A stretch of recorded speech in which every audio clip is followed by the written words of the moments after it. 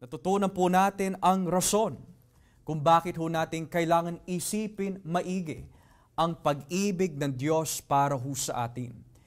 It is due to the fact that dahil po sa ginawa ni Kristo sa krus ng Kalbaryo para ho sa atin, tayo po ay naging mga anak ng Diyos. At dahil tayo po ay naging mga anak ng Diyos, hindi dahil sa pisikal na pagkasilang, at hindi dahil din sa kagustuhan po ng tao, natural, kundi rather dahil po sa kalooban ng Diyos, na bago pa man pinili ng Diyos ang mga tao, bago pa man likhain ng Diyos ang buong mundo, in His eternal sovereign plan, meron na po mga tao na ninais po ng Diyos to give His saving relationship to. At kung tayo po mga kapatid ay binigyan po ng Diyos ng biyaya, natanggapin po siya bilang Diyos at tagapagligtas, at tayo ho ay tinuring mga anak ng Diyos, at sabi po ng Biblia, we must think thoroughly sa pag-ibig na dakila, or rather dakilang pag-ibig ng Diyos para sa atin. Na ang mga dating kaaway ng Diyos ay itinrato ho niya bilang mga kaibigan at mga anak. Ang mga dating nagre-rebelde sa Diyos, na hindi ninanais ng Diyos, na karapat dapat parusahan ng Diyos, pero dahil sa pag-ibig ng Ama, ng Anak at ng Banal na Espiritu, before we were born, before anyone would do good or evil, ang sabi ng Biblia, He has chosen some, if not many, to be those who are His, para maging mga anak ng Diyos. And for that reason, habang hindi pa ho bumabalik si Kristo, ang sabi ng Biblia, dahil siya ay matuwid, mamuhay po tayo sa kanyang katwiran. Mamuhay po tayo bilang mga matuwid na anak ng Diyos. Subalit, alam din ho natin mga kapatid that ang nagiging tema din ng 1 John is that may mga nakapasok po na mga false teachers. Nagtuturo po sila ng ibang klaseng Kristo, ibang Jesus. Para sa kanila, yung mga false teachers po na ito, dahil sila ay nanggaling sa mundo, which means hindi sila sa ilalim ng kapangyarihan ng Espiritu, kundi isinugo sila ng Antikristo. Ang kanilang Kristo na ipipresenta sa iglesia ay isang Jesus na hindi Diyos. Isang Jesus na hindi kasama ng Ama. Isang Jesus na hindi nagkatawan tao. Isang Jesus na masasabi po natin, hindi nakapagbibigay ng kaligtasan. Sa gayon, para kay Juan, dahil mahal po niya ang iglesia, ibinibigay po niya yung tamang pananaw sa mga Kristiyano. Na itong Jesus na ipinipresenta ng mga false teachers, hindi yan nanggaling sa Banal na Espiritu, kundi ito'y nagmula sa Antikristo. Pero hindi po natapos sa mga false teachers po dito. Ang ginagawa din ho nila is that nagtuturo ho sila that pwede kang magkasala and it's not going to affect your eternal state balang araw. Nang ibig sabihin, kahit magkasala ka, basta maniwala ka sa Diyos, you don't have to submit to the law of God, hindi kasalanan yun. So ngayon, during this early period of time, nagkakaroon po ng confusion ang mga tunay na Kristiyano. Pwede po ba na magpatuloy tayo sa kasalanan na hindi maapektuhan ang ating kalagayan sa kabilang buhay? Or ang kasalanan ay paglabag sa Diyos and this has severe consequences in the end. So ngayon, aalamin po natin kung ano po ang itinuturo ng Biblia patungkol po sa mga anak ng Diyos at mga anak ng Diablo. Ayon po sa talatang 4, ang sabi po ng Biblia, ang lahat ng nagkakasala ay lumalabag sa kautusan ng Diyos. Dahil ang kasalanan ay paglabag sa kautusan. Sa wikang English, everyone who sins breaks the law. In fact, sin is lawlessness. Now, there are two words na ginamit po dito. Yung salitang kasalanan, and then the other word, paglabag sa kautusan. Now, in English, mas nakakapture po ng English yung kahulugan ng mga words po na ito mula sa original. The English word says, those who sin. Ano po ba ang ibig sabihin ng salitang kasalanan? Sa Biblia, dahil ito ay nasa bagong tipan, and the word sin is used over 30 times, throughout the New Testament, even more, yung ginamit po dito mula sa original is the word harmatia. Harmatia. At ang ibig sabihin po ng salitang harmatia can mean two things. Number one, desiring to live up to a standard but failing to do so. That's what harmatia means. Yung failing to live according to a certain standard. Pero yung ikalawang ibig sabihin po ng salitang harmatia na ginamit po dito, simply means to miss the mark. Hindi siya on point. Wala siya sa tamang direksyon. Iba ang kanyang pinupuntahan. Missing the mark. Ngayon, in the Bible, kapag ginagamit po yung salitang kasalanan, this is always referring po to the action ng tao. May akto, may verb, there's an action going on. May ginagawa ang tao whether physically, mentally, or spiritually na dumalabag sa utos ng Diyos. Pero may binanggit din po dito a second word, and that is the word lawlessness. Sa isang literal na salin, kapag sinabi po yung salitang lawlessness, we could say, walang kautusan. Or walang kinikilala na kautusan. Yun ang ibig sabihin po ng lawlessness. At ang ginamit po na salita po dito from the Greek word is anomia. Now, yung ibig sabihin po ng salitang anomia has two compound words na napaka-importante. You have the word nomos, which means law. Pero kapag ito'y nilagyan mo na ng alpha, which is anomia, that means wala siyang kinikilala na utos. So, ang ibig sabihin po nito is that, nung binanggit po ni Juan, na ang kasalanan ay paglabag sa kautusan, sapagkat ang kasalanan ay yung paglabag sa kautusan ng Diyos, it means, ayon po sa konteksto ng unang Juan 3, ang kasalanan ay dulot at bunga at ugat ng mga taong gumagawa ng kasamaan dahil wala silang kinikilalang pamantayan o kautusan. It means they do not recognize any law, superiority, authority over them. Tulad po nito mga kapatid, kung tayo po ay may kahinaan po ng pride, or we are egotistical, o masasabi po natin mataas ang ating ere, o masyadong independent in a negative way, bakit napakahirap po sa atin magpakumbaba? Dahil ang bunga po at ugat, masasabi po natin, ng bawat pride is this: wala tayong kinikilala na mas higit sa atin. Wala tayong kinikilala na mas tama kesa sa atin. Wala tayong kinikilala na otoridad na mas higit sa atin.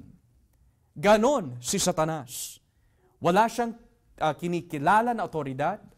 Wala siyang kinikilala na superior.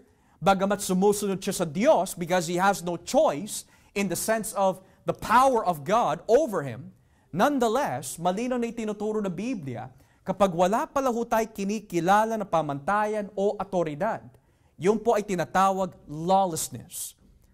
Namumuhay na parang walang kautusan. Namumuhay na walang kinikilala na kautusan. So ano po ang kasalanan? Ang kasalanan ay ang paglabag. Here's the action. Ang kasalanan is the action of breaking the law of God. Now, sa Lumang Tipan, na pag-aralan ho natin, there are about 613 laws sa Lumang Tipan. Ngayon, kapag nilabag pala ho natin ang isa, is because we acted upon it. Hindi natin pwede pagbintangan ang demonyo, hindi natin pwede pagbintangan si Mrs., o si Mister, o si Kuya, o si Ate, o yung katrabaho po natin, o kahit sino. Kasi ayon po sa Santiago, every man is enticed by his own desire. At kapag yung desire po na yon ay tinupad po natin, mamumunga po ito sa kasalanan. At kapag ang kasalanan po ay namunga, ito po ay hahantong sa kamatayan. So, ang kasalanan is the action of willfully or ignorantly disobeying the law of God. Matter of fact, kung babasahin po natin ang chapter 5, talatang 17, tignan niyo po sinasabi dito. In chapter 5, beginning at verse 17. 1 John chapter 5, verse 17, Tignan niyo po yung sinasabi ng Biblia po dito. Unang Juan 5:17. Ang lahat ng mga gawain hindi matuwid ay kasalanan. Ngunit may mga kasalanang hindi hahantong sa espiritual na kamatayan. All wrongdoing is sin, and there is sin that does not lead to death. Now, yung wrongdoing na binabanggit po dito is not referring to yung general wrongdoing tulad ng you made a mistake in adding the wrong recipe, or you made a mistake of buying the wrong pen or pencil. Hindi yun ang wrongdoing na binabanggit po ng Biblia. Yung wrongdoing na binabanggit po ng Biblia is to do wrong against God and His law. So lahat ng paglabag sa Diyos at sa Kanyang kautusan ay itinuturing po ng Biblia bilang kasalanan. Subalit, may binabanggit po si Juan na hindi lahat ng kasalanan ay hahantong sa espiritual na kamatayan. Anong ibig sabihin po nun? Well, kapag tayo ho ay humantong na sa chapter 5, makikita po natin na ang konteksto po na ito ay tumutukoy sa mga kapatiran na dapat ho natin ipagpatuloy na ipanalangin at may mga kapatiran na hindi na dapat ipanalangin. Halimbawa, kapag may kapatiran na nagkasala, ang trabaho po ng bawat isa is to restore that person. Call them to repentance. Ngayon, kapag siya'y nagsisi, hindi na ho siya hahantong sa espiritual na kamatayan. Bakit po? Nanumbalik na siya. Gayunpaman, may mga kasalanan na masasabi po natin, hahantong sa espiritual na kamatayan dahil yung taong iyon na nais po natin na manumbalik, ayaw niya pagsisihan ang kanyang kasalanan. So yan ang tinutukoy po ni Juan. May mga kasalanan na hindi hahantong sa espiritual na kamatayan. At ano po yung kasalanan na yon? Yung kasalanan na pinagsisihan na sa harapan ng Diyos, therefore, hindi na siya hahantong sa kamatayan. Pero sa Biblia, especially in the Old Testament, maaari ho natin tanungin, ano ang mas mabigat? Ang magsinungaling o pumatay ng tao? Ang mangkulam sa iyong kapwa o hindi sumunod sa utos ng Diyos? Magbigay po tayo ng halimbawa. Sabi po ng Biblia na huwag tayo titigil sa pananalangin. Pero sinasabi din po ng Biblia, huwag kang papatay. So syempre, from the human perspective, alin po sa dalawa ang mas mabigat? Yung pumatay ka ng tao o nilabag mo ang utos ng Diyos na huwag kang titigil sa pananalangin? Well, let us allow the Bible to define what sin is. Dito po tayo mga kapatid sa unang Samuel. Let's go to 1 Samuel chapter 15. Unang Samuel kapitulo 15. 1 Samuel chapter 15. Let us allow the Bible to be the one that dictates to us kung ano ang kasalanan sa harapan po ng Diyos. 1 Samuel chapter 15 beginning at verse 22. Unang Samuel 15 talatang 22 hanggang 24. Ito po ang nakalagay.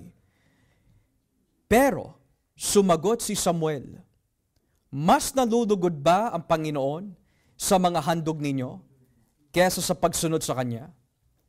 Ang pagsunod sa Panginoon ay mas mabuti kesa sa mga handog. Ang pakikinig sa Kanya ay mas mabuti kesa sa paghahandog ng mga taba ng tupa. Verse 23, ang pagsuway sa Panginoon ay kasing sama ng pangkukulam. At ang katigasan ng uloy, kasing sama ng pagsamba sa mga Diyos-Diyosan. Dahil ang pagsuway mo sa salita ng Panginoon, inayawan ka rin niya bilang hari. Sinabi ni Saul kay Samuel, nagkasala ako, hindi ko kasi sinunod ang mga turo mo at ang utos ng Panginoon. Natakot ako sa mga tao, kaya sinunod ko ang gusto nilang mangyari. So dito, ayon po sa Biblia, dahil po nagkasala si Haring Saul, and yung Saul na binabanggit po dito is not Saul of Tarsus ng Bagong Tipan, but rather Saul from the tribe of Benjamin. Ngayon ho, si Saul, habang siya'y nagahari, we have to understand na hindi ho siya pinili ng Diyos na maging hari. Pinili lamang siya ng mga tao na maging hari. At dahil po ang tao ang namili at hindi ang Diyos ang namili, hindi naging maayos ang takbo ng kanyang kaharian. So ang nangyari was that si Haring Saul, he was a man-pleaser. Sinabi ng Diyos pamagitan po ni Propeta Samuel, patayin mo si Agag, patayin mo ang lahat ng kanyang pag-aari, patayin mo lahat ng kanyang mga angkan, lahi, lahat, pamilya, every one of them. Kill them, for they are unrighteous. Pero ang ginawa po ni Haring Saul, hindi niya pinatay si Agag, hindi po niya pinatay yung mga tupa, hindi po niya pinatay yung mga ibang hayop, kundi dahil sa kagustuhan daw ng mga tao, sinaway niya ang Diyos. So ngayon, ang tanong ho doon, alin po ang mas mabigat? Yung nilabag natin ng utos ng Diyos na huwag kang titigil sa pananalangin, which means do not stop your communication with God wherever you go, o pumatay ka ng iyong kapwa. Well, ayon po sa Biblia, to obey is better than sacrifice. For rebellion, ang pagsuway sa Panginoon, ay kasing sama ng pagkukulam at katigasan ng ulo'y kasing sama ng pagsamba sa mga Diyos-Diyosan. So minsan para ho sa atin, dahil nasasabi po natin minsan, including myself, yung kasalanan mo hindi kasing bigat ng ganyang klaseng kasalanan. Sabihin ho natin mga kapatid na may itinuturo po talaga sa lumang tipan that may mga kasalanan na tinatawag na higher hand and lower hand. Ang higher hand sin simply means ito yung mga kasalanan na talagang sinadya na gawin. Yung lower hand sins na binabagit po ng lumang tipan is a reference sa mga kasalanan na nagawa due to ignorance. So ngayon, in the Bible, whether ignorant o sinadya, all are equal in the sight of God. Pero ang dapat ho natin malaman is that kung alin ang mas mabigat na kasalanan, kundi ano yung iniisip ng Diyos patungkol sa kasalanan. Dahil ang lahat ng kasalanan ay hindi kasalanan sa ating kapwa. Kapag tayo ay nakakasala, ang unang masasabi po natin na pipighati sa ating kasalanan ay hindi ang kapwa, kundi ang Diyos. Now here's a good example. Haring David. Si Haring David. Nung siya'y nangalunya at pinatay niya ang kanyang sundalo, ang sabi ng Biblia sa aklat ng Salmo 51, siya'y nagsisi. Pero sinabi po niya sa Salmo 51, O Diyos, nagkasala lamang ako sa iyo. Only you have I sinned. Pero kapag binasa mo ang storya ni David, that cannot be entirely correct. Dahil unang-una, nagkasala siya sa kanyang sundalo, pinatay niya. Nagkasala siya sa kanyang kingdom na ibinigay sa kanya ng Panginoon dahil ang lahat ay nakaalam ng kanyang kalokohan. Nagkasala ho siya sa kanyang army dahil inutusan po niya na patayin yung asawa ni Bathsheba. At nagkasala din siya kay Bathsheba because he made her commit adultery. So ano yung pinagsasabi ni David that only you, O God, have I sinned against? Well, we could say, because both are in the Bible, both are true. And what this means is this. Totoo, nagkasala ho siya sa kanyang kapwa. Pero the reason why ang kasalanan ay nagiging kasalanan, dahil ito ay kasalanan laban sa Diyos. Kaya siya nagiging kasalanan. So kaya siya nagkasala sa kanyang kapwa, dahil nagkasala ho siya sa Diyos. At kapag nilabag natin ang utos ng Diyos, we have attacked His character, we have sinned against God. So yun po ang tinuturo ng Biblia, ang pagsuway ay kasing sama ng pagkukulam. Ang pagsuway, ang pagiging matigas na ulo. Ano po bang magiging ibig sabihin ng matigas na ulo? Yan po ang naririnig po natin sa ating mga magulang na tayo po ay mga bata pa. Ang tigas ng ulo mo. Anong ibig sabihin po nun? Hindi marunong makinig. Hindi marunong magpasakop sa tama. Hindi marunong kumilala sa disiplina. May sariling pananaw tayo, matigas ang ulo. So sabi ng Biblia, ang pagiging matigas ng ulo ay kasing sama ng pagsamba sa mga Diyos-Diyosan. Dahil para sa Diyos, ang kanyang utos ay perpekto. At kapag ayaw nating sundin ang kanyang perpektong utos at paraan, nangangahulugan po na meron po tayong pananaw na akala po natin mas mabuti kaysa sa pananaw at utos ng Diyos. Kaya sa Aklat ng Kawikaan, there is a way that seems right unto a man, but the end thereof is the ways of destruction. Ang sabi po ng Biblia. So yun po ang ibig sabihin po nun. Nung sinabi po ni Juan in 1 John 3 na ang lahat ng kasalanan is lawlessness, it means every act of sin is a form of showing God that we do not recognize His authority. Yun ang ibig sabihin pala ho nun. Every sin or act of sin is a form of rebellion against God's authority. So, pagdating po natin sa talatang 5, bakit po sinabi ni Juan ito? 1 John 3 verse 5. Sabi po niya, alam ninyong si Kristo na walang kasalanan ay naparito sa mundo upang alisin ang ating mga kasalanan. So dito, inililinaw na po ni Juan na dahil po ang kasalanan ay nakapasok na sa mundo, ito ang rason kung bakit po pumarito si Kristo. Jesus did not come, mga kapatid, to give us financial prosperity. Hindi siya pumarito to give you physical healing. Hindi po siya pumarito para tayo po ay yumaman. Hindi siya pumarito para makuha natin ang lahat ng kagustuhan po natin sa mundo. Ang number one rason kung bakit po pumarito si Kristo is to save us from our sins. Ito ang naging mensahe ni Juan tagapagbautismo. Nung sinigaw ni Juan sa Juan 1:29, narito na ang kordero ng Diyos na nag-aalis na kasalanan. Behold the Lamb of God, which takes away the sin of the world. Pati ang pangalan ni Jesus, Jesus, which means He shall save His people from their sins. Hindi ho natin maipaghihiwalay si Kristo at ang kanyang pagparito sa pag-alis ng kasalanan. Sapagkat ang rason kung bakit pumarito si Kristo ay para ho tanggalin ang ating mga kasalanan. Now here's another question. Kung pumarito po si Kristo upang alisin ang ating mga kasalanan, bakit nakakaranas pa rin ho tayo ng kasalanan? Have you ever thought about that? Kasi malinaw sinasabi, iyan ang dahilan kung bakit siya pumarito upang tanggalin ang ating kasalanan. Pero kung tinanggal niya na ang ating kasalanan, bakit nakikipagbaka pa rin tayo laban sa kasalanan?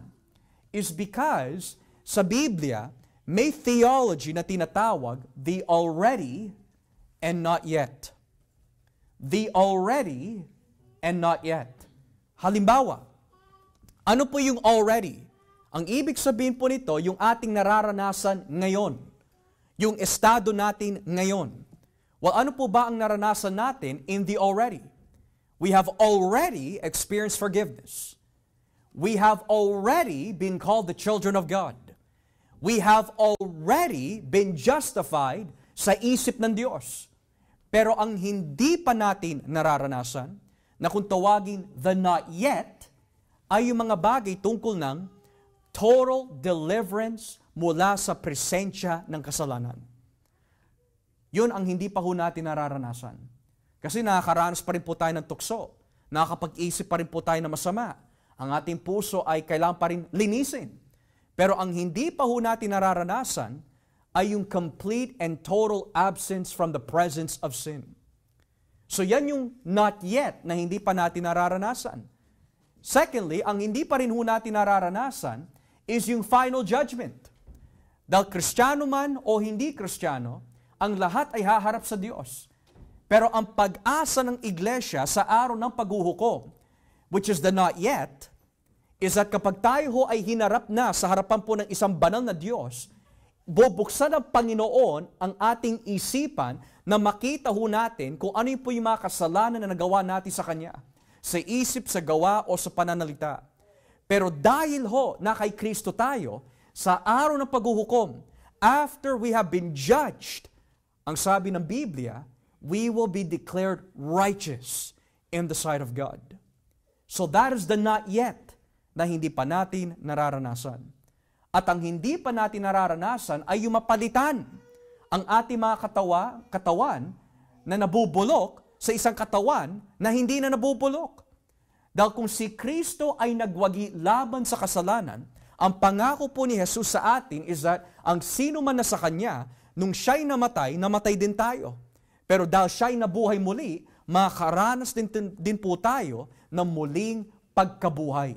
Yung pa ang hindi natin nararanasan. So nung sabihin po ni Juan na parito si Kristo upang tanggalin ang ating mga kasalanan, we can say that is the first stage patungo sa not yet na hindi pa natin nararanasan. So bakit po pumarito si Kristo? Dahil para tanggalin ang ating mga kasalanan. Patawarin tayo ng Diyos at mailigtas tayo mula sa Kanyang galit at parusa. Kaya wag ho tayo makikinig mga kapatid sa mga ngaral na magsasabi ho sa atin that ang rason kung bakit naparito si Kristo ay para yumaman tayo. Kalokohan ho yun. At hindi rin ho tama na sabihin na parito po si Kristo as his number one priority para makaranas po tayo ng kagalingan sa pisikal. Let me tell you something. Maraming mga tao ay natitisod sa ganong klaseng doktrina. May mga tao ho who have paralysis, may mga tao po who have cancer, may mga tao po who have life-threatening diseases and infirmities. At kapag sinabi ho natin sa tao na yon, it is God's will right now for you to be healed. Or to say that Jesus loves you so much that He wants to heal you right now. Kapag binasa natin ang Biblia, hindi ganun. Is it God's will to heal everyone who is in Christ? Yes. Pero yung healing po na yon is not always physical, but most importantly, spiritual.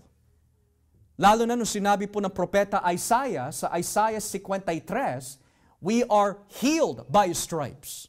Or by His stripes we are healed. Kapag binasa po yung maigi, wala yung kinalaman sa pisikal na healing. Kundi ang nation of Israel at ang buong mundo needs a spiritual healing from their sin at walang makapagbibigay po ng kagalingan na yun kundi lamang ang Diyos. So here's the question, does God want every Christian to be healed? Yes. Pero, it doesn't mean it's right now. Halimbawa, mamatay ka with paralysis on this side of life. Mamatay ka with anxiety on this side of life. Mamatay ka with whatever sickness you have on this side of life. Pero makaranas ka pa rin ng total healing pagdating ho natin sa langit. So natupad pa rin ang pangako ng Diyos. Because He had promised you healing. Pero hindi niya ipinangako na mararanasan po natin on this side of life. Kasi if that were the case, kaawa-awa si Pablo. Si Pablo mismo nagsabi, may tinik ako sa laman. Which Bible theologians describe this to be an infirmity of the eyes. Kung infirmity of the eyes nga ang tinutukoy doon. Secondly, if God wants you to be healed right now, kawawa naman si Jacob. Kapag binasa mo ang Genesis 32, nakipag-wrestling po siya kay Yahweh, may ginawa ang Diyos sa kanyang tadyang na hindi na naging pantay ang kanyang lakad. He carried that until death. So kaawa-awa yung mga lingkod ng Diyos na hindi pinagaling ng Panginoon. At makikita din ho natin sa Biblia, sa Marcos 6, may mga tao din na hindi pinagaling ni Kristo. Hindi dahil wala siyang kakayahan, kundi ang lahat ng kanyang ginagawa ay dapat nakatugma sa kalooban ng Ama. Meron naman siya mga pinagaling na tao, subalit, hindi naman ibinalik ang kapurihan kay Jesus. So when we talk about healing, lahat ng mga Kristiyano ay makaranas ng healing or total salvation pagdating po sa kabilang buhay. Pero yung sabihin po natin, or tulad ng mga ibang preachers teaching, that you can receive healing right now because Jesus said, right now, you're going to receive it. Mali ho yun. Ang tamang sagot ho doon kung ano ang doobin ng Diyos na mangyari, doon lang ho tayo. So then, nung sabihin po ni Juan na naparito sa mundo upang alisin ang ating mga kasalanan, ito po ay nagbibigay ng isang mensahe sa mga false teachers. Yung mga nagtuturo sa inyo na ang kasalanan is not a big deal, here's the question na nais ko ibato sa mga false teachers. Bakit naparito si Jesus? Kasi sinasabi nila kahit magkasala ka, it's okay. Now, I want to be careful, pero kung tama ang background po nito, that ang kalaban ni Juan theologically ay yung grupo na katuwagin mga Gnostics, ang theolohiya ng mga Gnostics ay ganito. They believed in something called dualism. At ang ibig sabihin po na salitang dualism is this: ang espiritu ay mabuti, ang ating kaluluwa ay mabuti, pero ang ating pisikal na laman, ito ay masama. So kahit na mangalunya ka, kahit na magbisyo ka, kahit na gumawa ka ng anumang klaseng kasalanan gamit ang iyong pisikal na katawan, hindi maapektuhan ang iyong kaluluwa. Dahil para sa kanila, ang masama is matter. Pero the soul and the spirit always remains pure. Yun ang kanilang theology. Pero para kay Juan, hindi. Kasalanan man yan sa ating kaluluwa o kasalanan man yan gamit ang ating laman, kasalanan ay kasalanan. At kung ang kasalanan ay hindi mabigat, ang sabi po ni Juan, bakit naparito si Kristo? Naparito si Kristo sa mundo upang tanggalin ang kasalanan, hindi yung manatili tayo sa kasalanan. So yun ang hamon ni Juan sa mga false teachers. Kaya pagdating po sa talatang 6, ang sino mang nananatili kay Kristo ay hindi na nagpapatuloy sa kasalanan. Ang nagpapatuloy sa kasalanan ay hindi nagpapakita o nakakilala sa Kanya. Or rather, ang nagpapatuloy sa kasalanan ay hindi pa nakakita o nakakilala sa Kanya. No one who lives in Him keeps on sinning. No one who continues to sin has either seen Him or known Him. Now, if we think this verse is difficult, let's read verse 9. Skip to verse 9. Ang sino man naging anak ng Diyos ay hindi na nagpapatuloy sa kasalanan. No one who is born of God will continue to sin. Now, sa isang literal na salin, this is what it says. Anyone who is born of God is not able to sin, is unable to sin, cannot practice sin, cannot commit sin. Now here's an alleged tension. Pastor, paano yun? Mahal ko ang Panginoon, alam ko anak ako ng Diyos, pero I know deep down nagkakasala po sa Kanya. Pero sinabi ni Juan, ang sino man nakaranas ng muling kapanganakan or born of God experience, ay hindi na magkakasala. Para may contradiction yata yun. Sino ba nagsasabi ng totoo? And the answer is, both. Ang ibig sabihin po ni Juan na hindi na siya magkakasala does not mean that the Christian ever in his life will never sin. Kasi sa unang Juan 2, malinaw, kung meron man sa inyo na magkasala, meron tayong tagapamagitan. So that's one example. So alam ni Juan, magkakasala tayo. Pero yung ibig sabihin niya dito na hindi na magpapatuloy sa kasalanan, ito po ay konektado sa ating binasa kanina sa talatang 4. Ang lahat ng kasalanan ay lawlessness, which means yung mga taong nagtuturo laban sa kanila, iginigit po nila that we have Christ, kaya lang we do not need to recognize the law of God.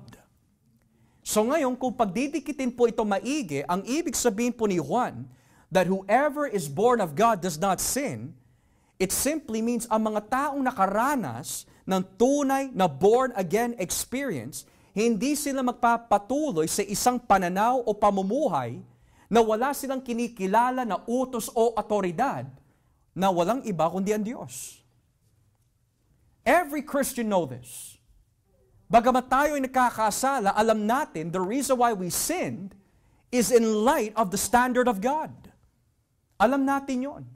Pero yung pinagsasabihan po ni Juan dito na we could say that will not commit sin is that yung mga taong nagsasabi sila'y Kristiyano pero hindi nila kinikilala ang utos ng Diyos. So ngayon kapag ini-examine natin ating mga sarili, Panginoon, anak po ba ako ng Diyos? And secondly, Panginoon, kinikilala ko ba ang iyong autoridad over me? Because if the answer is no, maaari, ito ay para sa atin. But if we say, Panginoon, ako'y nagkasala at kinikilala ko ang iyong autoridad, kinikilala ko ang iyong mga batas, kinikilala ko ang iyong mga banal na tuntunin, and you repent over it, and you feel ashamed about it, ang sabi ng Biblia, you are the child of God. So ngayon, sabi po ni Juan sa talatang 6, ang sino mang nananatili kay Kristo. Nananatili ay katumbas ng salitang may kaugnayan. Si Kristo ay sumasa atin. Sumasa atin ang buhay na walang hanggan. Kapag sumasa atin ang buhay na walang hanggan, hindi tayo pwede manatili sa ganong klaseng pamumuhay na wala tayong kinikilala na utos o autoridad over us. Kaya pagdating po dito sa talatang 7, mga anak, huwag kayong padadaya kanino man. So mga false teachers po ang tinutukoy niya. Ang sino mang gumagawa ng tama ay matuwid, tulad ni Kristo na matuwid. So malinaw ho yan. Matter of fact, kung babasahin niyo po ang chapter 2, talatang 29, iakyat niyo po yung basa, itaas niyo po ang basa sa chapter 2, verse 29. Inulit na ho niya, yung nabanggit po niya noon. Verse 29 ng chapter 2. Alam ninyo na si Kristo ay matuwid, kaya makasisiguro tayo na ang lahat ng taong gumagawa na matuwid ay mga anak ng Diyos. Ngayon, inulit na naman ni Juan sa chapter 3, verse 7. Sabi niya sa chapter 3, verse 7, huwag kayo padadaya kanino man. Ang sino mang gumagawa ng tama ay matuwid, tulad ni Kristo na matuwid. So, ang ibig sabihin po nun, yung word na matuwid is a reference sa mga inuutos po ni Kristo sa atin. Ano po ba ang inuutos ng ating Panginoon sa atin? Kapag ginagawa po natin yon, pinapakita natin na tayo po ay para sa Kanya. We are for Him. We are living a righteous life. Not because of your performance, pero dahil sa pagkilos po ng Espiritu Santo sa atin na matupad po natin ang Kanyang mga kalooban. Now, here's a quiz. Kung ang ugali ni Satanas ay pagsisinungaling, pagpatay, pagkimkim na sama ng loob, pagchichismis, kamunduhan, pero si Kristo is the contrast to that. Kapag sinabi ko ako'y Kristiyano, pero ang buhay ko ay katulad ni Satanas, matatawag po sinungaling. Yun ang binabanggit po ni Juan dito. Huwag kayo padadaya kanino man. Sino yung kanino man na binabanggit? Yung man nagtuturo, you can have Christ and Satan. You can have Christ and sin. So sinasabi ni Juan, hindi po pwede ganon. Ang taong may ganong klaseng mentalidad, dinadaya niya ang kanyang sarili. Malinaw na itinuturo ng Biblia, ang gumagawa ng matuwid ay anak ng Diyos dahil siya ay matuwid. Na sa madaling salita, kung ano yung ugali ng puno, ganun din yung bunga ng mga sanga. Even within the family. Kung chismosa ka, at yan ay lagi nakikita ng iyong mga anak, magiging chismosa din po sila. Kung ano yung inuugali ng magulang, ganoon din ang magiging ugali ng mga anak. At least in this context. So dahil mga anak tayo ng Diyos, ano ang dapat maging ugali ng mga anak ng Diyos? kung ang ama ang ating magulang. Pero kung anak tayo ng Diablo, ano yung inuugali ng Diablo na nakikita sa ugali ng mga anak niya?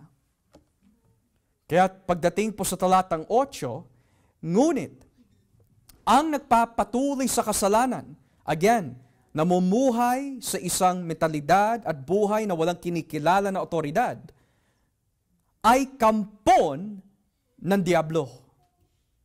Dahil ang Diablo ay gumagawa na ng kasalanan mula pa sa simula. Ito ang dahilan kung bakit naparito ang anak ng Diyos upang wasakin ang mga gawa ng Diablo. So inulit na naman ni Juan. Inuulit po niya, ito yung buhay na matuwid dahil si Kristo ay matuwid. Ito ang buhay ng mga masasama dahil sinusunod nila ang nais ng kanilang ama. Well, ano po tawag doon? Kampon ng Diablo. Now the question might be, Pastor, ano yung specific sin maaari na binabanggit po dito? Makikita po natin yan mamaya, pero I want to show you something.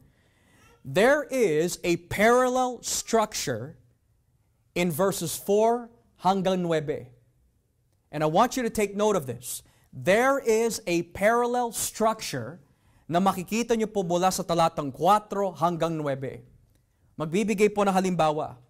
Number 1, kung babasahin po ang verse 4, look at this. Sa verse 4, ang lahat na nagkakasala ay lumalabag sa kautusan ng Diyos, dahil ang kasalanan ay paglabag sa kautusan. So ang binabanggit po dito is yung maling pamumuhay. Now, parallel that with verse 7. Verse 7, mga anak, huwag kayong padadaya kanino man. Ang sino mang gumagawa ng tama ay matuwid, tulad ni Kristo na matuwid. So you see a parallel. Yung isa, sinasabi, ang gumagawa ng kasalanan ay lumalabag sa utos. Pero sa verse 7, mga anak, ang gumagawa ng matuwid, kumikilala siya kay Kristo na matuwid. Second parallel, verse 5. Alam ninyo na si Kristo walang kasalanan, kaya naparito siya sa mundo upang alisin ang ating mga kasalanan. So verse 5 talks about Jesus coming into the world to die for sinners. I-parallel po natin yan sa talatang 8. Talatang 8. Ngunit ang nagpapatuloy sa kasalanan ay kampo ng Diablo, dahil ang Diablo ay gumagawa na ng kasalanan mula pa sa simula. Ito ang dahilan kung bakit naparito ang anak ng Diyos upang wasakin ang mga gawa ng Diablo. So you see a parallel in verse 5 and a parallel in verse 8. Now the last parable, verse 6, ang sino man nananatili kay Kristo ay hindi na nagpapatuloy sa kasalanan. Ang nagpapatuloy sa kasalanan ay hindi pa nakakita o nakakilala sa Kanya. Verse 9, ito yung parallel.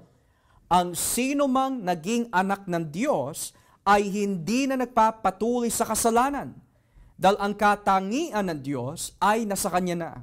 At dahil nga ang Diyos ay Kanyang Ama, hindi na siya nagpapatuloy sa kasalanan.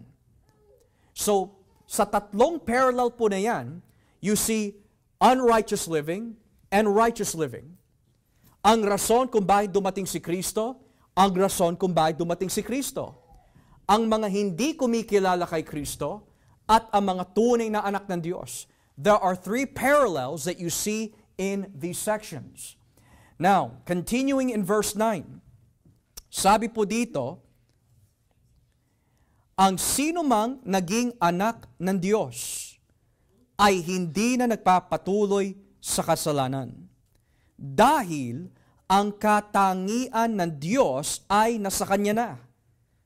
At dahil nga ang Diyos ay Kanyang Ama, hindi na siya nagpapatuloy sa kasalanan.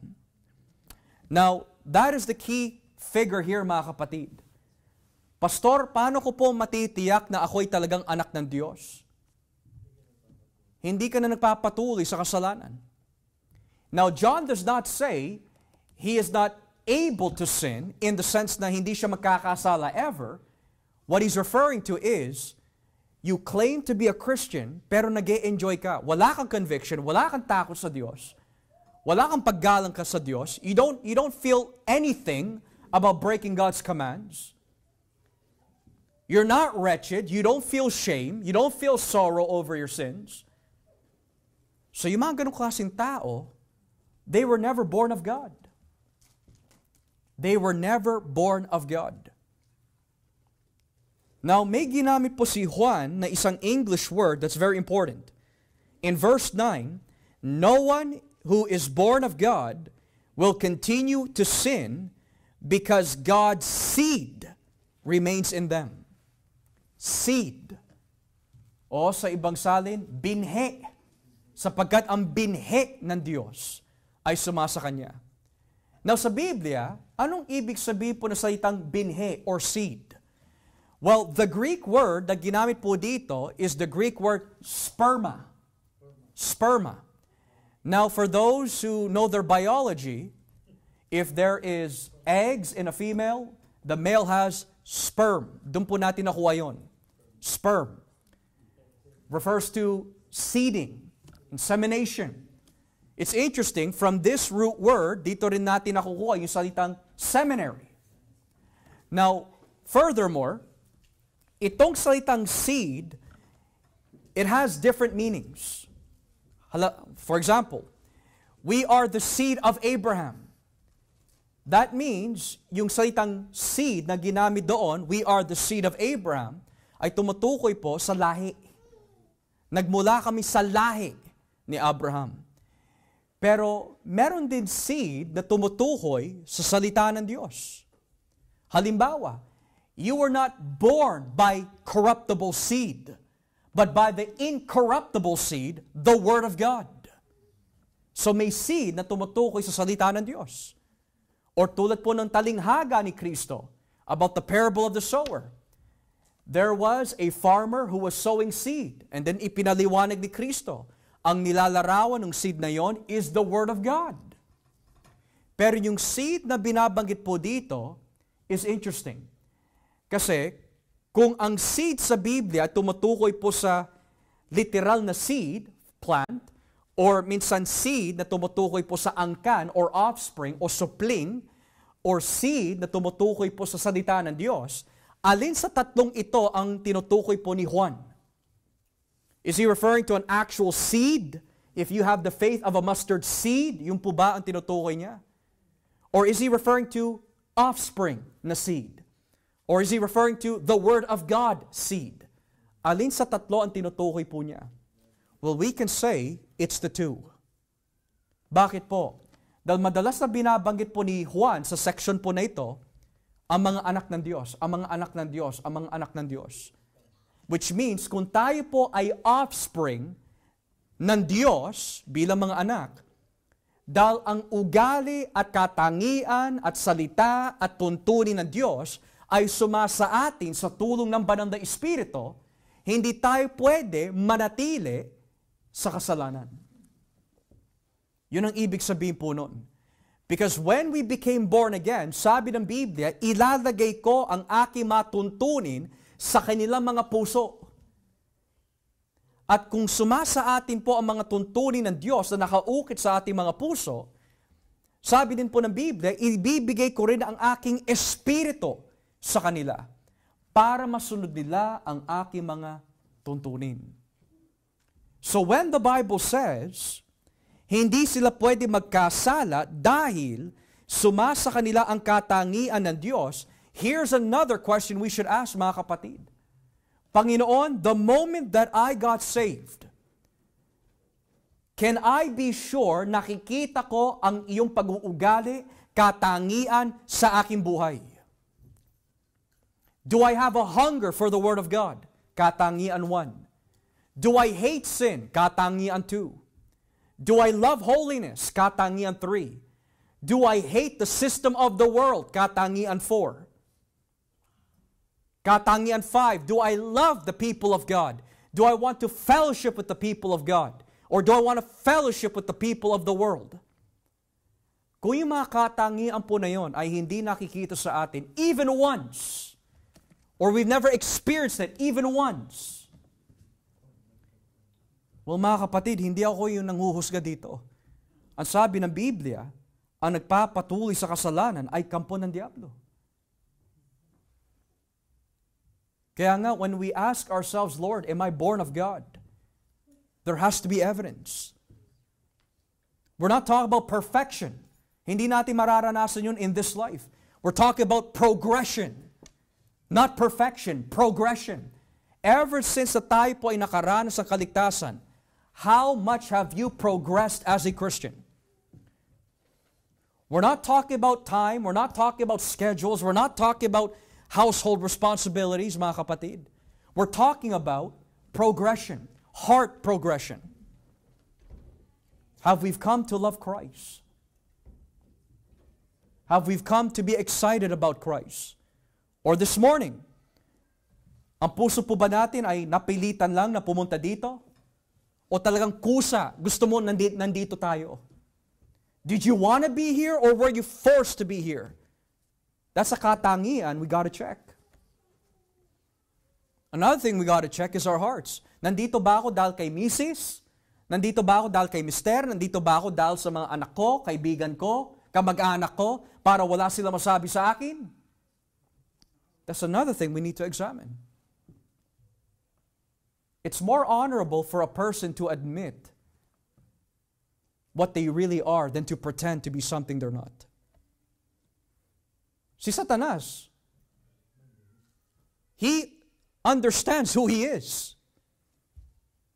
Hindi niya idini-deny na siya'y masama. He teaches other people na mabuti siya, pero deep down he knows what his name means. Pero tayo po ba, mga kapatid? Do we know why we are doing what we're doing? Why do we read our Bibles? Why do we pray? Why do we come here? There has to be a direction sa ating mga ginagawa. Hindi tayo Katolikong Romano. Uma-attend, nagawa ko na yung part ko, pwede na ako umalis and do whatever I want. Hindi ganun ang Christianity. There has to be a progression. Bakit ka sumusunod? Why do you give up? Why do you surrender? Why do you avoid sin? There has to be a progression. Kailangan may direction ho yan. Tulad po ng bawat members, bakit kayo sumali na maging members? Ano yung nais ninyo? So ganun din sa paglago bilang mga Kristiyano, there has to be a progression. So ever since na tayo po ay na-born again, ano po yung katangian na masasabi natin o nakikita natin na talagang sumasa atin po ang Diyos? Kaya pagdating po dito sa talatang Gs, ngayon ililinaw na po ni Juan kung bakit po niya naituro yung mga bagay na ito. At dito makikilala kung sino ang mga anak ng Diyos at kung sino ang mga anak ng Diablo. Ang lahat ng hindi gumagawa ng matuwid o hindi nagmamahal sa kanyang kapatid ay hindi anak ng Diyos. Now, bakit po binanggit ni Juan very specifically yung mga hindi nagmamahal sa kanyang mga kapatid? Because yan ang pinapakita ng mga false teachers. Itinuturo nila, you don't have to love. Itinuturo po nila, you don't have to live holy. Basta maniwala ka kay Jesus, maniwala ka sa biyaya ng Diyos, that's it. Pero sabi ni Juan, kapag hindi pala natin minamahal ang ating mga kapatid sa pananampalataya in all forms, praying for them, fellowshipping with them, taking care of them, encouraging them, correcting them, discipling them in all forms. Hindi pala tayo mga anak ng Diyos, mga anak ng Diablo. Pero hindi lang nauuwi sa pagmamahal ang lahat ng hindi gumagawa na matuwid. May alam po ba tayo, mga kapatid, na inuudyok sa atin ng banal na Espiritu na, anak, hindi matuwid ang iyong ginagawa, hindi matuwid ang iyong pag-iisip, hindi matuwid ang iyong desisyon. Tutulad po ba tayo sa mga binabanggit po ni Juan sa talatang 4 na wala tayong kinikilala na otoridad? O tayo po yung mga binabanggit po sa talatang 7, mga anak, huwag kayo padadaya sapagkat ang gumagawa na matuwid ay kumikilala kay Kristo na matuwid. sapagkat ang pamumuhay sa pagiging matuwid ay bunga ng isang taong nakaranas ng born-again experience. Ayon po sa chapter 2, verse 29. So before we come to a close, ano po yung buod ng 1 John 3:4 to 10? It's very clear. Who are the children of God and who are the children of the devil? When we asked this to the Sunday school children last Sunday, do you want Satan to be your dad? Walang nagtaas ng kamay. They are smart kids. Pero nung tinanong ho namin sila, do you want to be the children of God? They raise their hands. And how does one become a children of God or child of God? Well, unang-una, desisyon yan ng Diyos. You must be born again. Ngayon, kapag nakaranas ka ng born again, you are commanded to grow in your love and understanding of Christ. Mahal mo ba si Kristo? Do you love Jesus? And how do you show that you love Jesus? Yung binibigay niya sa atin na utos para sa ating ikabubuti, we have to obey. And when we obey, we grow. Ang paglago ay hindi lang po sa kaalaman. Ang paglago is not how many chapters you read or how many times you pray. Ang paglago, mga kapatid, kahit one verse a day mo ang binabasa, the most important growth is growing in obedience. Yan yung growth na binabanggit po ng Biblia. May paglago sa kaalaman, may paglago sa mga kaloob, may paglago sa mga gawain in the church, pero ang lago ng binabanggit po ng Biblia is you're growing in obedience. We're not perfect, but you're growing. We have not escaped sin entirely, but you're growing. We may not know everything about the Bible, but you're growing. Yun ang hinahabol po ng Biblia. Are you growing in love and obedience to Christ? Kaya I pray this afternoon, mga kapatid, dahil ang Diyos lang nakakaalam talaga, I pray that we are not identified as children of the devil, but the children of God. Magtulungan ho tayo. It's not easy. The Christian life is never easy. Pero kung tayo po, itutuon natin ating pansin kay Jesus, walang imposible sa mga nagtitiwala sa Kanya. Amen po ba, mga kapatid? Walang pwede mabigo kapag siya'y nagtiwala kay Jesus. The children of God and the children of the devil.